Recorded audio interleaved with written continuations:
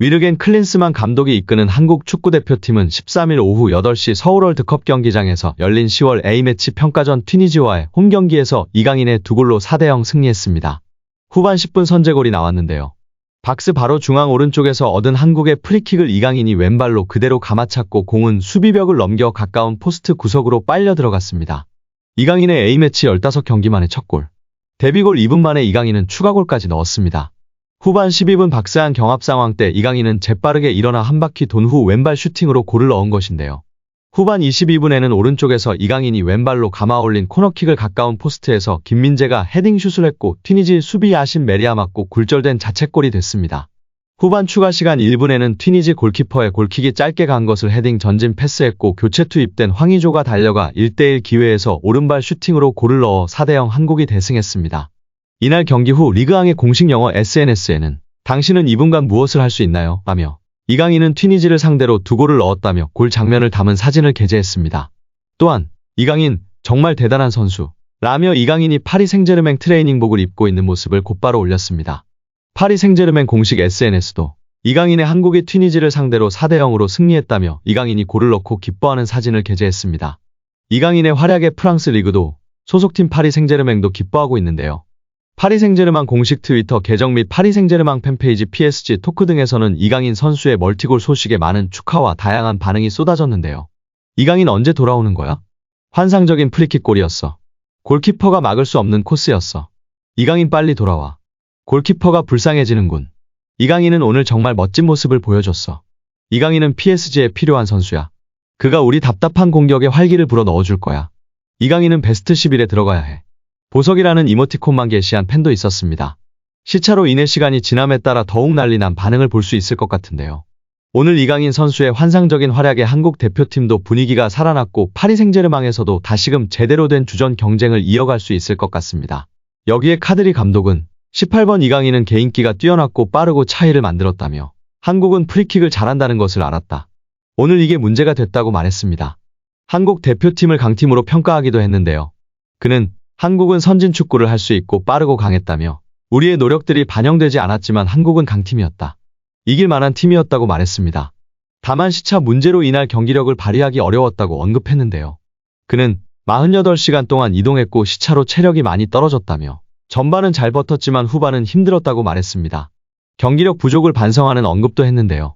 그는 한국이 기회는 많지 않았지만 우리의 개인 실수로 문제가 생겼다며 집중하지 못했고 체력도 약했다. 오늘 게임을 잘하지 못했다고 평했습니다. 여기에 손흥민 선수는 이날 멀티골 활약을 펼친 이강인을 칭찬하며 이제 없어도 되지 않겠나 싶을 정도였다. 고 농담을 던졌습니다. 손흥민은 이날 다리 근육 상태가 좋지 않아 벤치에서 경기를 지켜봤는데요. 그는 손흥민은 경기 이후 인터뷰에서 결장은 감독님과 얘기된 부분이라며 저 없이도 선수들이 잘해줘서 자랑스럽다. 웃는 소리로 하는 거지만 저 없어도 되지 않겠나 하는 생각이 들 정도였다고 말했습니다. 손흥민은 누군가 뛰지 못하는 이런 상황이 늘 생기는데 선수들이 잘 대처해줬다며 오늘 좋은 경기력과 많은 득점으로 자신감을 얻었을 것 같고 이런 경기를 계속할 수 있으면 좋겠다고 기대했습니다. A매치 첫 골을 넣은 이강인이 교체돼 들어오자 안아주며 격려한 것에 대해서는 대표팀에서 첫 골을 넣는 것은 선수 누구나 꿈꾸는 순간이라며 강인이뿐 아니라 모든 선수가 고생해서 다 안아주고 싶었다고 했습니다. 손흥민은 17일 열리는 베트남전 출전 가능성에 대해 저는 항상 매 경기 뛰고 싶다. 제가 다른 욕심은 없지만 경기 출전 욕심은 많다고 답했습니다. 이어 한국에서 하는 경기인 만큼 잘 준비하겠다며 기회가 되면 경기장에서 좋은 모습을 보여드리고 싶다고 출전 의지를 내비쳤습니다. 이강인 선수는 그는 경기 이후 취재진을 만나 정말 많이 응원해주셔서 감사드린다면서 내가 대표팀에 앞으로도 계속 올 수 있다면 매 경기 최선을 다해 팀의 승리를 돕고 싶다. 어느 대회든 팀이 우승하도록 돕고 싶다. 내가 경기력이 좋을 수도 있고 나쁠 수도 있는데 어느 경우든 최선을 다해 팀에 도움이 되도록 하겠다고 했습니다. 이강인은 손흥민의 결장에 대해 부담은 없었다. 다음 경기에는 흥민이 형이 컨디션을 회복해서 같이 좋은 경기를 했으면 좋겠다고 언급했습니다. 그러면서 내가 확실히 골잡이는 아닌 것 같다. 한 골을 넣으면 2골째를 넣으면 좋겠다고 생각한 적이 없다며 제일 중요한 건 결국 팀의 승리라고 말했습니다. 여기에 위르겐 클린스만 감독은 과연 경기 중 상대 전술을 파악해 기민하게 대응할 능력이 있긴 한 걸까요? 이에 대한 한국 축구 팬들의 비난이 높아지고 있는데요. 이번 튀니지전은 대표팀 공격 전술을 책임지는 안드레아스 헤어초크 수석 코치가 모친이 위독한 상황으로 12일에야 대표팀에 합류했던 변수가 있었던 경기입니다. 협회 관계자는 클린스만 감독도 세계적 공격수 출신이다. 공격 전술은 클린스만이 짜고 수비 전술은 차두리 코치가 짠다. 큰 문제는 없다고 밝혔는데요. 특히 팬들의 주목을 받았던 부분은 바로 이강인 선수의 후반전에 달라진 모습이었죠. 전반 내내 60% 점유율을 가지고 있었으나 슈팅은 고작 3개를 날렸고 유효 슈팅은 하나도 없었습니다. 다소 답답했었는데요. 후반전 달라졌습니다. 이강인은 후반전 이재성과 포지션을 바꿔 오른쪽 측면으로 빠졌는데요. 이때부터 한국 공격이 살아났습니다. 이강인이 측면을 흔들었고 계속 날카로운 크로스를 올렸습니다. 균형이 무너지자 다른 쪽 공격도 살아났습니다. 이강인이 터트린 2골은 순전히 개인의 역량으로 만든 골이었습니다. 이강인은 날카로운 프리킥으로 첫 골을 뽑았고 환상적인 개인기로 추가골까지 만들었는데요. 상대 자책골로 기록된 김민재의 3번째 헤더골도 이강인이 올린 코너킥 크로스였습니다. 이강인이 클린스만을 구한 셈입니다. 그때까지만 해도 클린스만이 지시한 전술적 변화가 이강인을 살린 것으로 이해되며 한국의 공격 축구 전술에 대한 희망이 보였는데요. 하지만 경기 후 이강인 본인이 직접 뒷이야기를 공개하며 반전이 일어나고 있습니다. 이강인은 감독님께 하프타임에 포지션 변경을 요청하니 들어주셨다. 내 이야기를 듣고 반영해주신 감독님과 재성이 형에게 감사하다. 팀 승리가 최우선이라고 밝혔습니다. 결국 클린스만이 지시한 포지션 변경이 아니었습니다. 선수들이 알아서 전술을 짰고 클린스만은 한 것이 없었던 것입니다. 물론 유연하게 선수들 요구를 들어준 것이 클린스만의 유일한 장점이었습니다. 경기 후 클린스만은 이강인이 축구 선수가 아닌 연예인 대우를 받고 있는데 연예인은 골을 넣지 않는다. 앞으로 더 발전하려면 겸손하고 배고프게 축구에 집중하는 환경이 필요하다며 느닷없이 이강인의 연예인병을 걱정했습니다. 한국은 이제 17일 수원에서 베트남을 상대하는데요. 베트남이 극단적인 수비 축구로 나올 것이 자명한 상황입니다.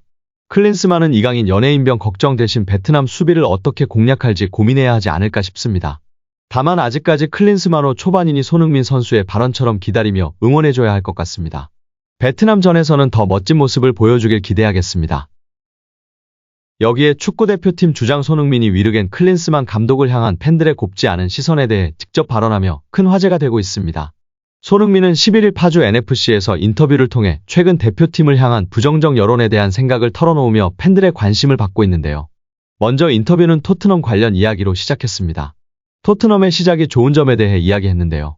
손흥민 선수는 제가 평상시 하던 플레이들을 할 수 있어서 속 시원하고 작년에는 여러 가지 이유로 저희 퍼포먼스를 보이지 못해 힘들었는데 이런 부분들을 수정해 나가는 모습을 보면서 팀 분위기도 좋다. 며 인터뷰의 포문을 열었습니다. 이후 기자는 스트라이커 포지션이 잘 맞는 옷 같다며 질문을 이어갔습니다. 그는 선수는 항상 어느 자리에 뛰든 감독님이 원하시는 요구 사항을 들어드리는 게 팀적으로 중요하다. 저희가 하는 플레이들이 상당히 높은 위치에서부터 압박을 시작하고 빠른 선수들이 항상 위에서 플레이하는 것을 선호한다. 제가 좋아하는 플레이를 감독님이 선호하셔서 어느 포지션에도 감독님이 시켜주시는 포지션이 잘 맞는 옷이 될 것 같다며 발언했습니다. 이후 대표팀 이야기로 넘어갔는데요.